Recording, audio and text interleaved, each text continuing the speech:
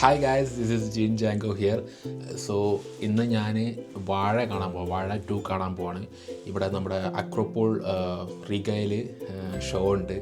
Actually ലാറ്റ്വിയയിലെ രണ്ടാമത്തെ show ആണ്. മൂന്നാമതൊരു ഷോയും കൂടി ഉണ്ട്. പക്ഷേ രണ്ടാമത്തെ ഷോ ഫസ്റ്റ് പടം വന്ന് റിലീസായി റിസൾട്ട് കണ്ട് അത്യാവശ്യം മറ്റേ നമ്മുടെ പോപ്സ് പ്രീമിയറിലെ റിവ്യൂ കണ്ടപ്പോൾ തന്നെ ഞാൻ തീരുമാനിച്ചു, ഓക്കെ അപ്പം തന്നെ ഞാൻ ബുക്ക് ചെയ്തതാണ് ഇത് സംഭവം.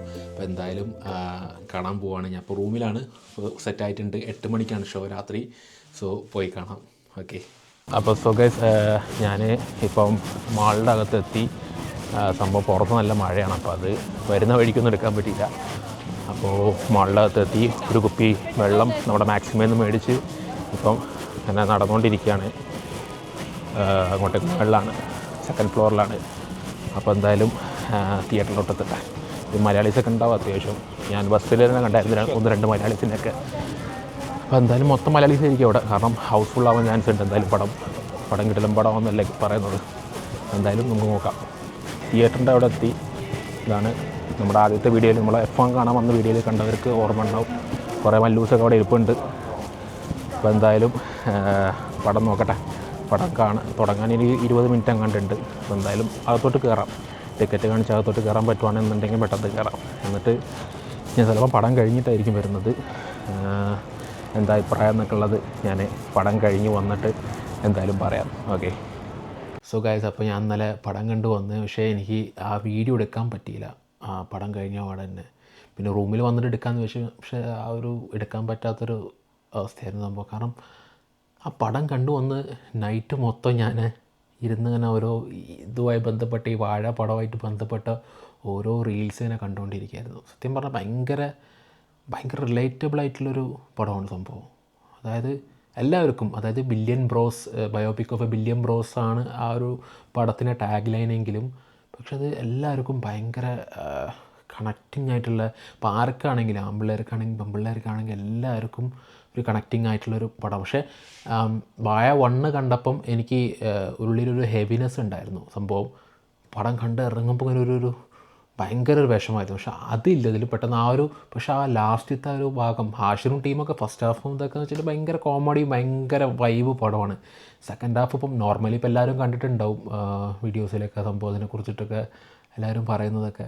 അതുപോലെ തന്നെ സംഭവം സെക്കൻഡ് ഹാഫിൽ ആ ഒരു സാധനം പിച്ചുക്കുട്ടനും ഒരു രക്ഷയില്ല. അവരുടെയൊക്കെ സംഭവം എന്ന് വെച്ചാൽ ഭയങ്കര നമുക്ക് ഉള്ളിൽ ടച്ചാവും. ഇപ്പം പിന്നെ അബ്രോഡുള്ള ഒരുപാട് പേർക്ക് റിലേറ്റ് ചെയ്യാൻ പറ്റും. പുറത്തോട്ട് പോകുന്നതും അതുപോലെ തന്നെ അവരുടെ അവസ്ഥയും, നമ്മളിങ്ങനെ ചാടിക്കറി പുറത്ത് പോയി കഴിഞ്ഞാൽ അങ്ങനത്തെ അവസ്ഥ, എല്ലാം റിലേറ്റബിളായിട്ടുള്ള ഭയങ്കര ഒരു ഇതായിരുന്നു. ഇങ്ങനെ കണ്ണിന്നിങ്ങനെ കാണുമ്പോൾ എല്ലാവരും കരയും. പടം കണ്ടുകൊണ്ടിരിക്കുമ്പോൾ എല്ലാവരും കരഞ്ഞുകൊണ്ടിരിക്കുകയാണ്.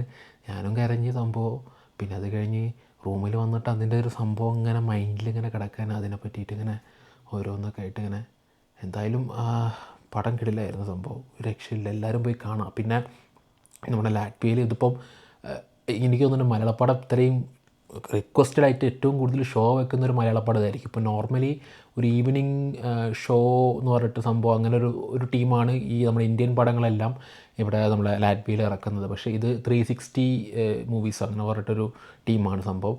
ഇവർ മറ്റേ ടീംസ് ഇറക്കുന്നതെന്ന് വെച്ചിട്ടുണ്ടെങ്കിൽ നോർമലി നമുക്ക് എല്ലാവർക്കും അറിയാവുന്ന ഒരു ഭയങ്കര ഒരു ഹൈപ്പിൽ വരുന്ന പടങ്ങൾ, ഇപ്പം നമ്മളെ മോഹൻലാലിൻ്റെ പടമാണെങ്കിലും അങ്ങനത്തെ വൻ ഹൈപ്പിൽ വരുന്ന പടങ്ങൾ മാത്രമേ ഇറക്കുള്ളൂ. പക്ഷേ ഈ ടീം എന്ന് വെച്ചിട്ടുണ്ടെങ്കിൽ നമ്മുടെ നാട്ടിൽ ഇറങ്ങി നല്ല അഭിപ്രായം വരാൻ, അതായത് നമുക്ക് നമ്മുടെ നാട്ടിൽ മലയാളീസിന് മാത്രം കണ്ടാലൊരു നമുക്ക് കണക്ട് ചെയ്യും. വാഴ അതിനു മുമ്പ് ഇവർ ഇറക്കിയത് ഇതാണ്, മറ്റേ സർവ്വമാഴയാണ്. അതിനു മുമ്പ് ഡയസിറി, അതായത് നമ്മുടെ നാട്ടിൽ നമുക്ക് കണക്ട് ചെയ്യാം, മലയാളീസിനെ കണക്ട് ചെയ്യാൻ പറ്റുന്ന അങ്ങനത്തെ രീതിയിൽ ഇറക്കുന്നൊരു ടീമാണ് സംഭവം. എന്തായാലും അവരോട് താങ്ക് യു സോ മച്ച്.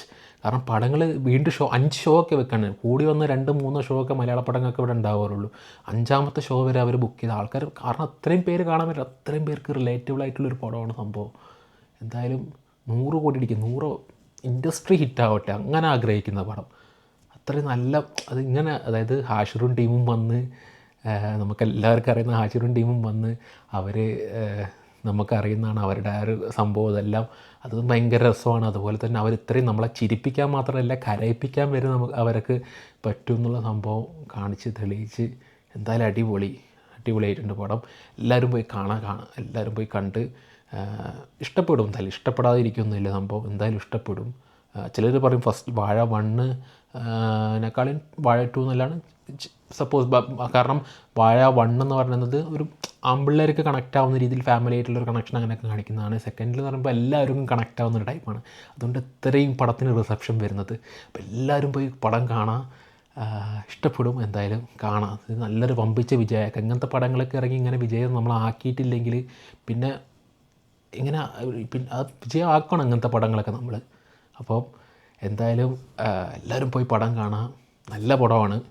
ഇതിനെ നല്ല രീതിയിൽ വിജയിപ്പിക്കുക. ഇങ്ങനത്തെ പടങ്ങൾ വിജയിപ്പിച്ചാൽ ഇനി ഫ്യൂച്ചറിൽ നമുക്ക് ഇങ്ങനത്തെ പടങ്ങളൊക്കെ വരുള്ളൂ. അപ്പോൾ അതെല്ലാം മനസ്സിൽ വെച്ചുകൊണ്ട് എനിക്ക് ഭയങ്കര ഇഷ്ടപ്പെട്ട പടം. എല്ലാവരും ഞാൻ ഭയങ്കരമായിട്ട് 100% റെക്കമെൻഡ് ചെയ്യുന്നു. ഈ വീഡിയോ ഞാൻ ഇവിടെ വെച്ച് നിർത്താണ്. That's it for now. By.